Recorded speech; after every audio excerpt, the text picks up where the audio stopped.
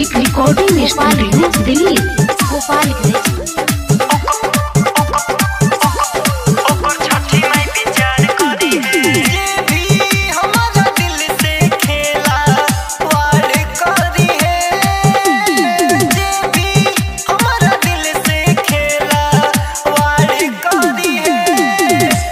छठी मैं विचार करी है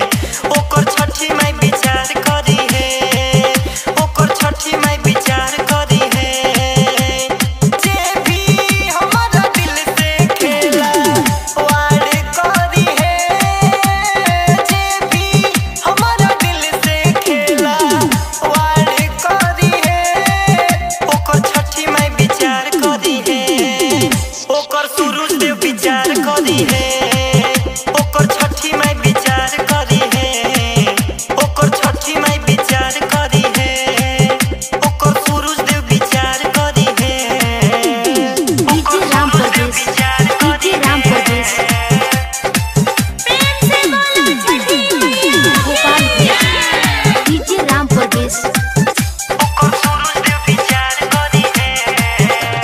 छोड़ के मुँह मोड़ के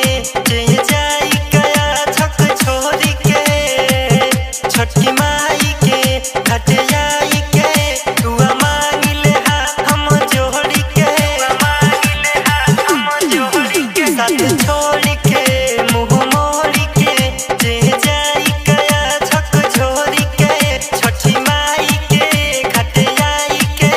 दुआ मांग ले हम जोड़ के धोखा